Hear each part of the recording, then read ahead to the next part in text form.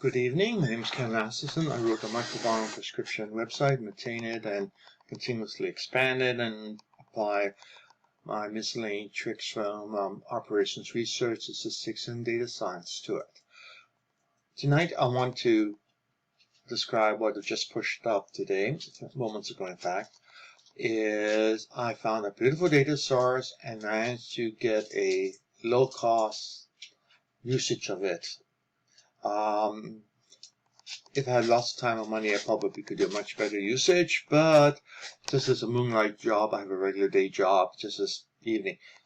The site is there for anybody who wants to really get into the microbiome.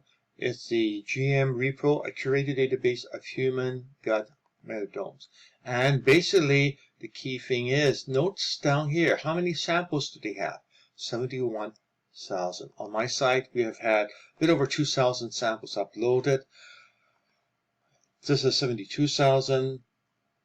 My site people do self-declaration as to what their conditions are. These have been very carefully screened to ensure that there's a match of conditions. And, better yet, we have healthy controls. In other words, this is, well, what it should be. This is a lovely data store. 72,000 records with probably 1,000 bacteria per record. We're now talking about, move that over 3 more decimal points. We'll be talking about having 71 million individual records to do analysis on. In other words, these term is big data. Okay, so that's where the data is coming from.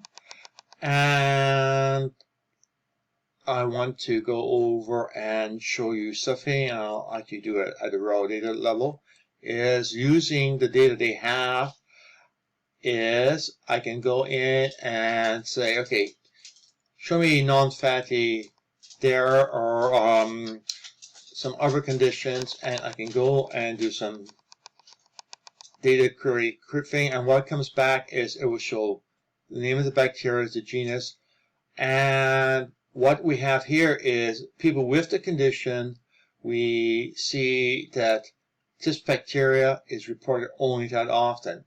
People who are healthy control, it's 0.5%. In other words, guess what? This particular bacteria really fades out. Number one, same thing.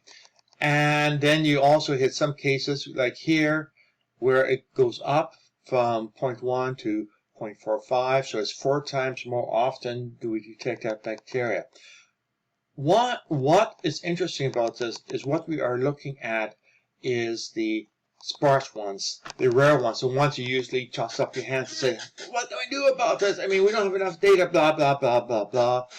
If you stop looking at the values or the average values, or don't, which you won't get that much, but you rather focus on the detection rate, you get a whole different lovely story. 30 times difference here. 30 times difference. In other words, chance of getting this is 1/30 the chance if you have this condition.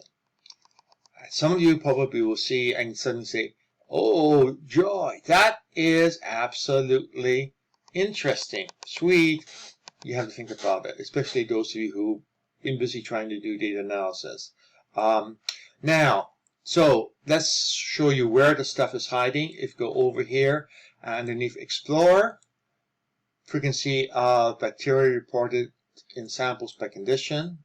Click there and list all 84 items there. And some of them are, excuse me, I've never heard of that condition. So there's some rarities here. All this is from well-controlled trials. Now, let's go up here and we notice that we have autism spectrum disorder and autism disorder. So I'm going to just copy that. And let's take a quick peek back here. And I'm just going to substitute this in. And see the differences. Again, like this particular one, you see big substantial jump, about 5-fold. Another one which is 10-fold. Some cases the numbers are almost the same. It's when there is a significant difference that we are particularly interested in focusing on those, because those are probably the scent of what is causing the difference. Okay, so that's one example. We'll go back and do autism spectrum disorder. But let's get back and take a look. So, have autism disorder. I click autism disorder. And we have everything listed there. We have 1,616 bacteria, which may or may not apply, depending on whether or not the lab you're using detect that, etc., etc., etc. Dozens of caveats, etc. And if you click that, that takes. Let's go down to one of them. Actually, let's go down to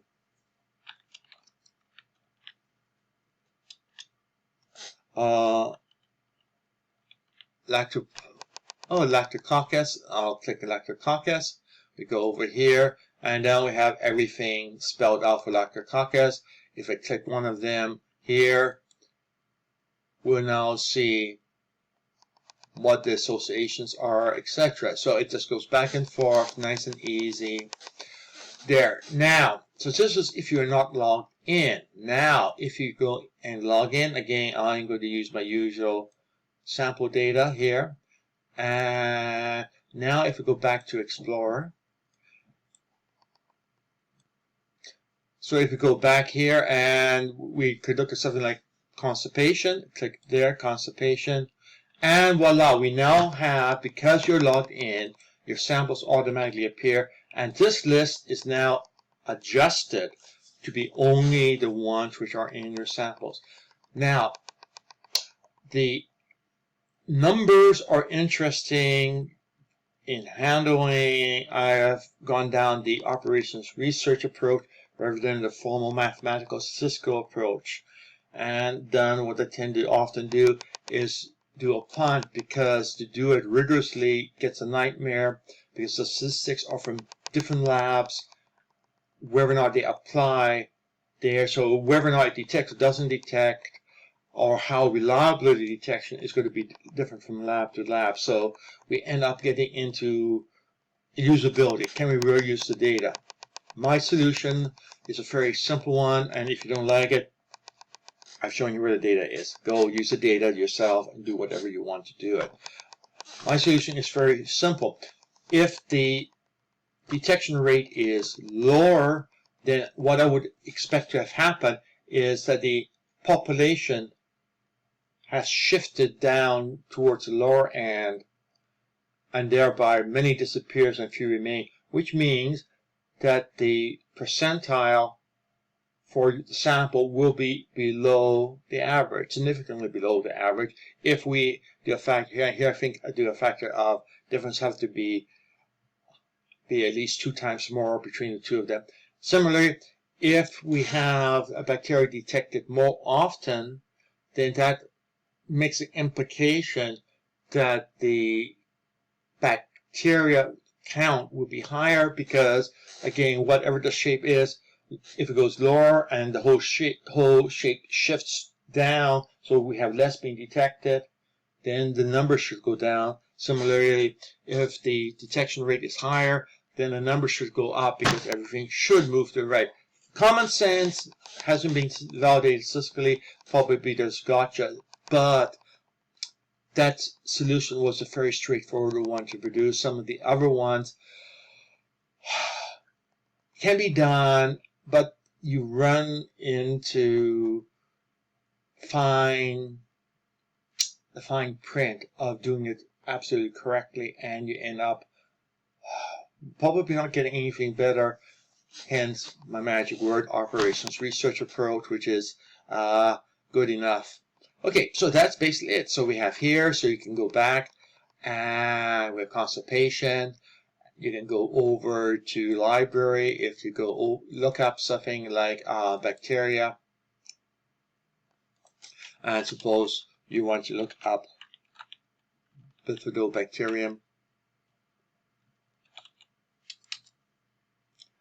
Or, okay, let's go over and take a look. If you go over to something like bifidobacteria, it's not there. It's simply not there. And the reason is this would only show up for data which is at the genus or the species level. Anything above that family is not included. So we have already filtered to the lowest practical levels of the hierarchy already done for us. So we don't worry about what a family or whatever is. So when you go to something here, a higher level, then you don't get anything. You just don't get anything shown here because we have to be at the genus level. So if you go down here and go down to Bacterium animus, go across here, there you have the thing. Most of the time you find most of them are going to be listed there.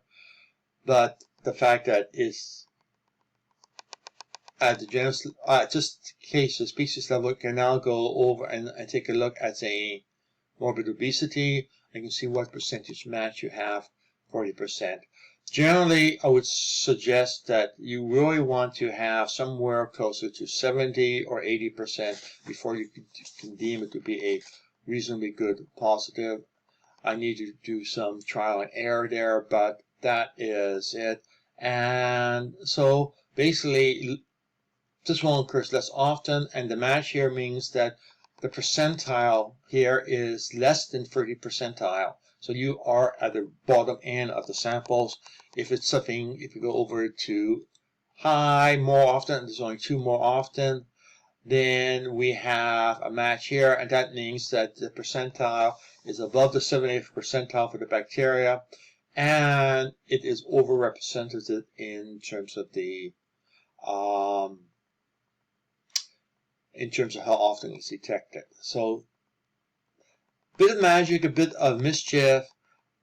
Personally, I'm very excited about it because it's a big data set, lots of data, extremely well-controlled data going in, and everybody can grab it.